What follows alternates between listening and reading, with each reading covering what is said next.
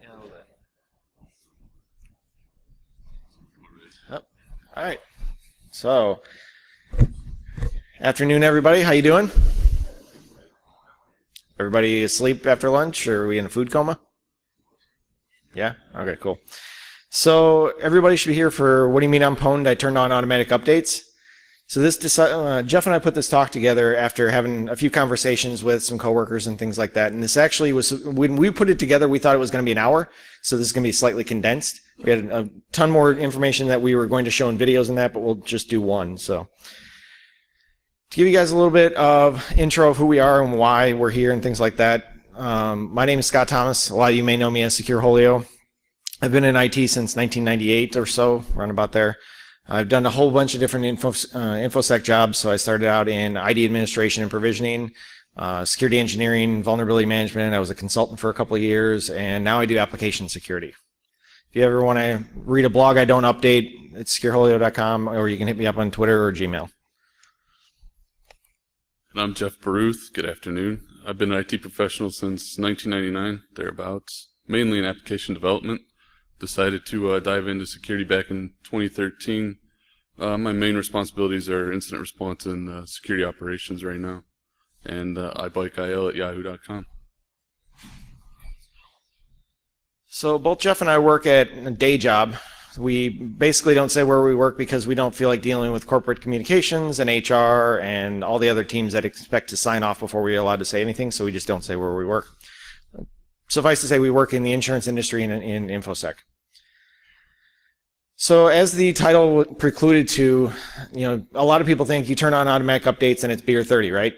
Automatic updates will patch everything, you're good to go, the hackers can't get in. Yeah, sometimes. That usually doesn't happen that way. So you're waiting, you're ready to get out early on a Friday afternoon when your CISO walks down the hallway. Someone's reported a potential data breach. Calm down, we can all handle the incident. We all have those oh shit moments, but keeping calm will help you follow the plan that you've put in place. Being able to remain level-headed and gather all the facts right away are critical. Dust off that incident response plan that you put together months ago. That plan is there for situations just like this, to keep you calm and walk through it. Part of that plan has an up-to-date contact list, right? All the right stakeholders, all their phone numbers, it's all up to date. So you know who to reach out to, your legal team, your infrastructure team, security operations, all in one easy to read document. That plan was practiced in your quarterly tabletops, right? Everybody does those? Show of hands. Anybody? What do you mean you don't do quarterly tabletops, don't have a plan ready? Not everyone has all these pieces. For Scott and I, we found 3 critical pieces as we go through our incidents. The contact list, critical. It's so simple. The process and the plan. Some of the steps that I wanted to talk through with these. That contact list, it's so often overlooked. One of the first things I was asked to do on an incident was reach out to my infrastructure lead. Didn't know who they were. Didn't know how to get a hold of them. Quickly updated that contact list. It's critical to keep it up to date and test it. The plan, an overall plan for your incidents. Who are the stakeholders for data breach? Ransomware. What's your communication plan? When do you reach out to the CISO versus your direct management? How do you engage a third party?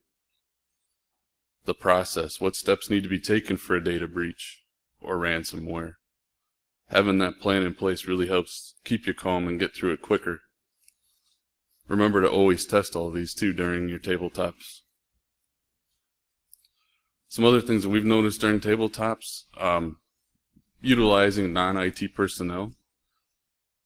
They're always willing to help you, so why not take advantage of that? You can learn from both teams. I actually ran into a guy on the train. He was wondering what I did for our company, and I explained security. He then asked a little bit more about it and if he could become more engaged with us, so I actually use him for our incident response process. We can hide data on his machine as long as his management knows. And he's been a tremendous asset for us. Also, knowing your boundaries. knowing we happen to use some managed service partners in our place of work, knowing where I can and can't go look, and then who to engage and when to engage them is critical. For instance, who knew in Singapore during an incident, if you impact a Singapore individual, you have to fill out an incident response form with their government. I didn't know that. So we quickly added that to our plan. The biggest thing, make sure your company knows how to get a hold of the security team. That was also a big thing that we found. No one knew how to get a hold of us. No one knew how to report an incident. All right, so the incident's been handled. We touched a little on the preparedness and the incident response and handling the process. We're going to talk now about the prevention. So, for a show of hands, how many people are blue team? Oh, come on, I know you're not all red team. Okay, so patching is one of the easiest things to do as a blue teamer. Everybody knows what duct tape is, right? If you can't duck it, oh, come on. Everybody knows this. If you can't duck it, thank you. So everybody has a patching process, right? Yes, no? Okay, so do you know what you can and can't patch? Does everybody turn on automatic updates? Just call it a day? So of the people that have a patch process, raise your hands. Keep your hands up if you have a comprehensive application and infrastructure inventory. Most everybody's hand went down. So one of the things that you're going to have to understand from a vulnerability management and a protection blue team process perspective is what you actually own. If you don't know it's there, you can't protect it. So of those people that don't do patching, auto updates isn't a panacea. So, you shouldn't be doing anything in that. So of the people that have a patching process, who actually is in an enterprise and has auto updates turned on? Anybody? One person? Have you had it bite you in the ass before? Okay. So part of this talk was Jeff and I have somebody that we know that their answer to everything is just either patch it or get it off my network. There is no in between. There is no risk process, no acceptance or anything like that. So that's a home user's approach. So home user, when they decide, what are we going to patch, they're going to every time is going to come back to patch everything. Patch all the things we can, just there's a patch out there, put it out there. But as you probably have run into, that's not something you can do because it's going to break something. If it breaks something on a home machine, it's usually one issue. You fix that one issue, you move on with your life. If you break 1,000 machines in an enterprise environment, that's not a good thing. So does anybody know what this image is? Anyone? I don't either. I think it's a SAN. I pulled it off the internet. But that's my point, is if you don't know what is on your network, you can't protect it. You're going to run into things like a SAN that has firmware that you didn't know is 5 years out of date. It's going to have a vulnerability in SSL or something. You're going to run into those issues, and if you don't know what's on your network, you're not going to be able to protect it, which also causes you to end up with you can't patch all the things. So what can you do? Document everything. You're going to run into your OS, Linux, Windows, Apple. You can patch a lot of the OS stuff pretty easily. The main OS vendors have gotten to the point where they don't break too much stuff, honestly. But if you go to patch Java or Flash, a lot of times any of those middle frameworks are going to cause issues with your applications. They're going to cause issues with compatibility in your environment. And you're going to run into problems like that. You need to know where those problems are, because if you don't know where they are, you can't tell your management how to fix them. So the takeaway for patching is basically this is table stakes, right? Everybody should be doing patching, but that's not the end all be all. So if you can turn on automatic updates, that's great. If you can't, you're going to have some sort of process you go through to get to the point where you can patch what you can. There are other steps though. Does anybody play D&D? So system hardening is kind of like leather armor. It doesn't do much, but it's better than flapping in the breeze. So you get a little bit of protection from your CIS standards. What services should we turn on and off? Should we disable the guest account, or change the admin password this many times a year, or whatever it is? Your CIS standards are pretty good as far as platform based, what you should and shouldn't do from a kind of a type of a look for what you should be doing for hardening. But the other thing you can do with system hardening is talk to your auditors. A lot of people run from auditors in this industry. I don't know why. Auditors aren't my favorite people, but they can help you. Your auditors can be the voice outside of IT that says, hey, this is an issue, we need to get this fixed. They can also seem to come up with money. Whenever they write an issue, all of a sudden there's money that you didn't have before. And don't be afraid of your red team findings either. A lot of people bring in pen testers, and then they try and argue with the pen tester if that's actually a finding or not. You're paying this company to come in, they're going to do a test, and they say, here's an issue you should fix. And you're looking at it going, no, I don't have the money for that, so I'm going to argue it down so I don't have to fix it. That's not what they're there for. They're at the external voice that's going to help you get your systems to where you need them to be.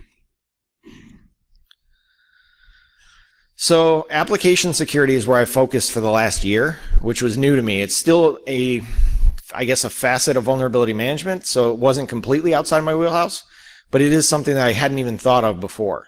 Especially if you have homegrown applications or you outsource to have your applications created for you, application security is a huge thing that you need to start looking at. So if it's an outsourced environment, what does your contract say? If you contract with your development company, they should be providing you secure code. If they don't provide you secure code, it should be their dime to fix it. So if you find a vulnerability in something, or somebody comes up to you and tells you, hey, your application is vulnerable, and it was written by an outside third party, your contract better have a clause in there that says, and this is free to fix. If it's insourced, you want to train your developers, obviously, so that they don't create bad code, and if they do, they know how to fix it. Also, one thing that we've started to do at our company is get the non-functional requirements for security put into our SDLC. So at the beginning of the project, they'll get assigned a security consultant internally that actually tells them what they should and shouldn't be doing with the application or the project that they're working on.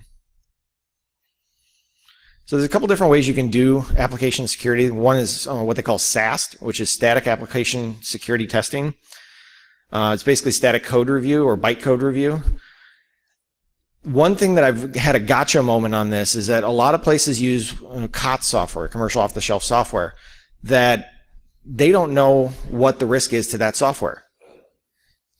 Contact your vendors, ask them if they do SAST or any sort of security testing.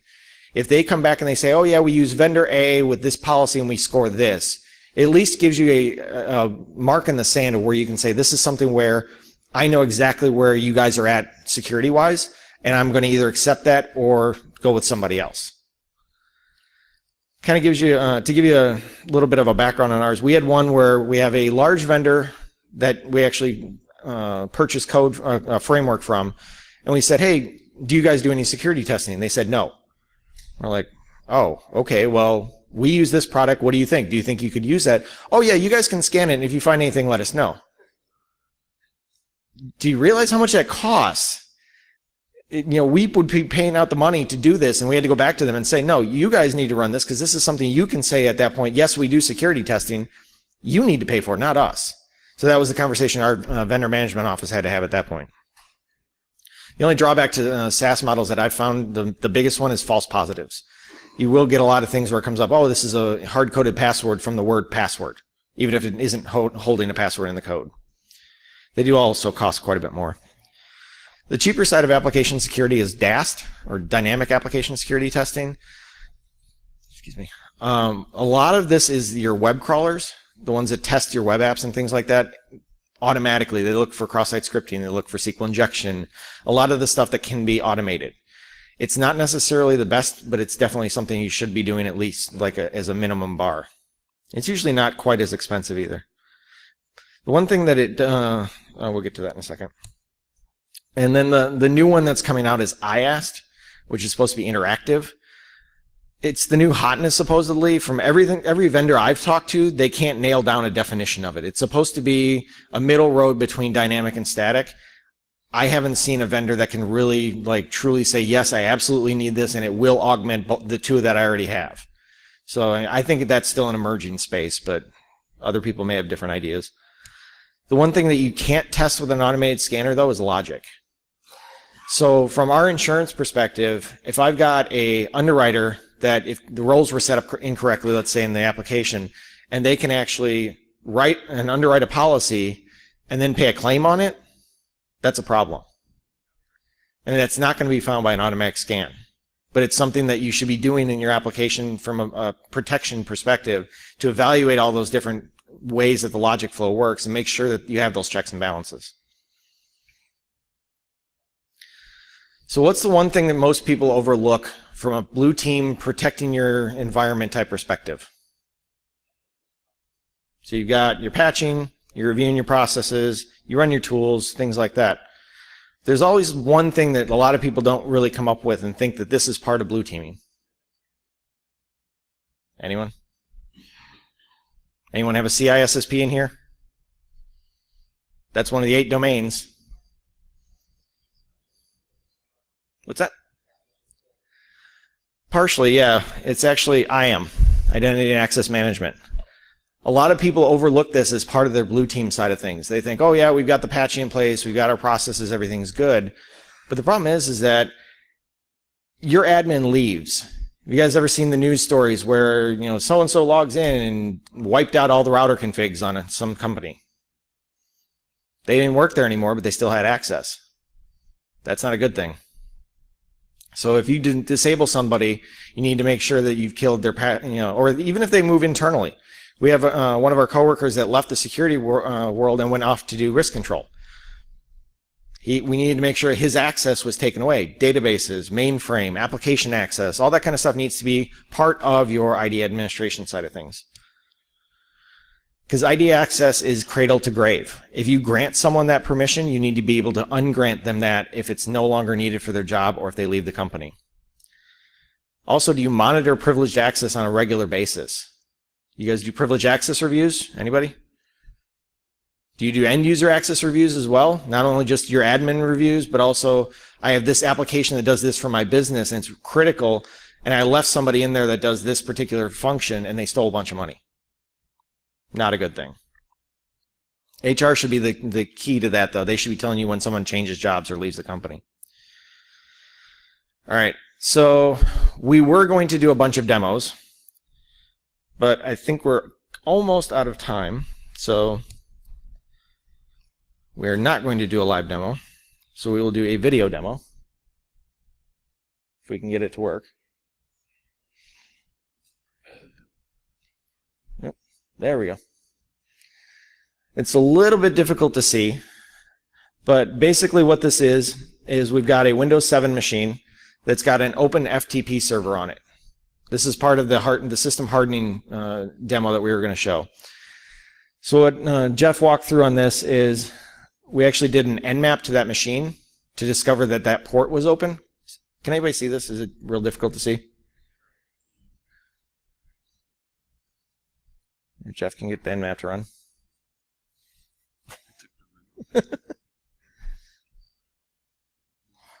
All right.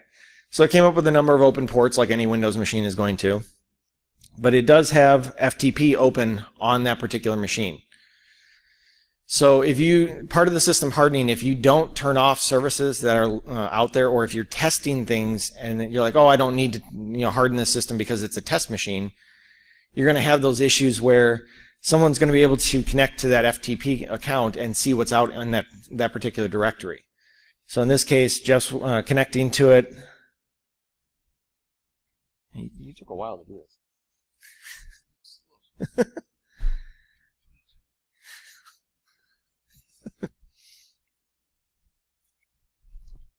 So here he's connecting as guest. So if someone was using this to transfer data from one computer to another, they may put something out there like employee salary data or some other malicious, intent or personally identifiable information or company secrets or whatever, if they need to transfer it, users are like water. They're going to go to the least common or the least resistance way to get something done. So if they leave salary data out there on an FTP server, that's not a good thing either.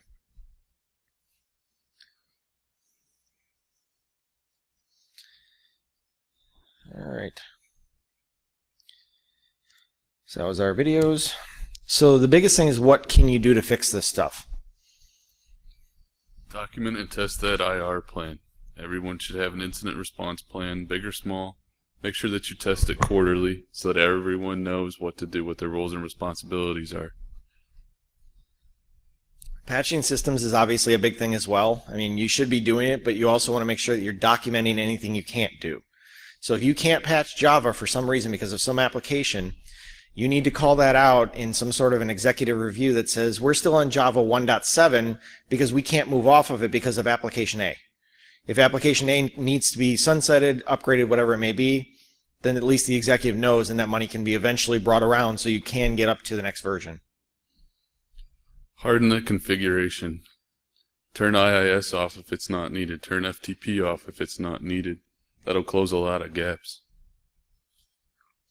Obviously, test your applications. If it's something where you've got an insourced or an outsourced development team, you need to understand what responsibilities they have to fix the code when you do find vulnerabilities.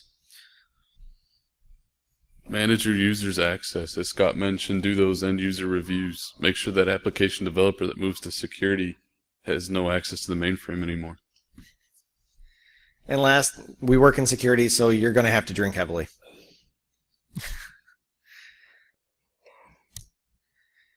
That's the photo credits we had. And anybody have Q&A?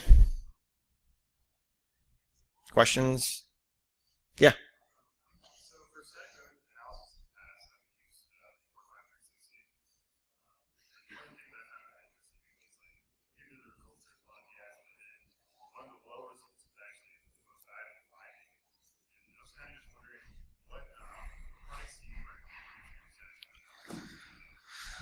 We actually use GrrCON. So the question was, what he's used Fortify 360 as his particular static code analysis, and the results have been mixed as far as the findings for it. You know, which one, the severities in that. So what do we use? We actually use GrrCON currently.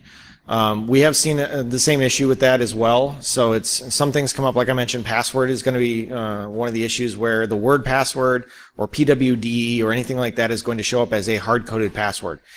I think I've seen one issue since we started scanning applications that actually had a hard-coded password.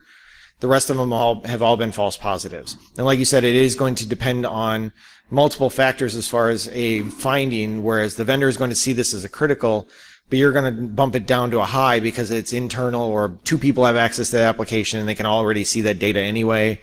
It really depends on kind of tweaking the application. I mean, the applications themselves are good, but they're not going to be something that you can just set and forget either.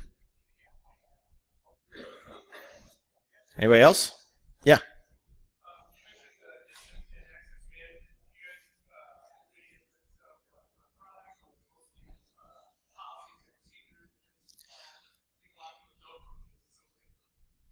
So the question was, do we do anything with the identity access management and the access reviews? We do, actually. We just put in a tool, SailPoint, as part of our IAM program.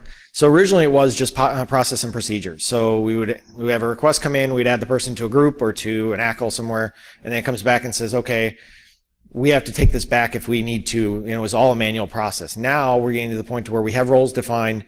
When someone requests a role, it gets approved, it gets added. It's easy enough to take all that access away as well. Yeah, no, it's actually been worlds better than we were at before. So yeah, we like it so far. What's that? No, we use SailPoint for that as well, for privileged identity access management. Yeah, he was asking what we use for privileged identity management, and we use SailPoint for that as well.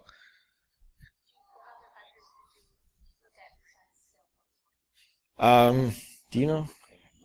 That actually was done while the question was Did we look at any other vendors when we brought in SailPoint? I wasn't involved in that project. That actually happened during the time where I had left the company before I came back. I do know that they did their due diligence as far as looking at other vendors. I don't know which ones there were, though. All right, no other questions? No. Go ahead.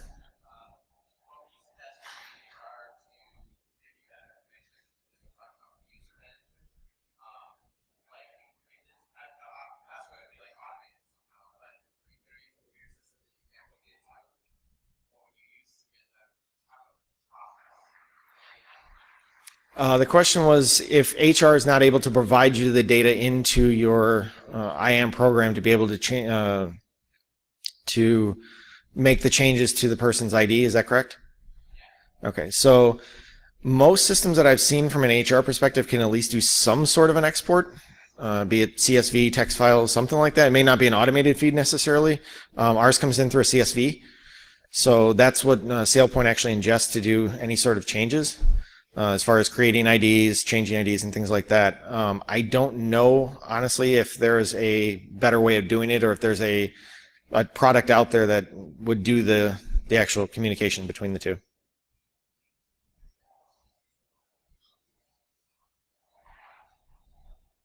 All right. Thank you, everybody.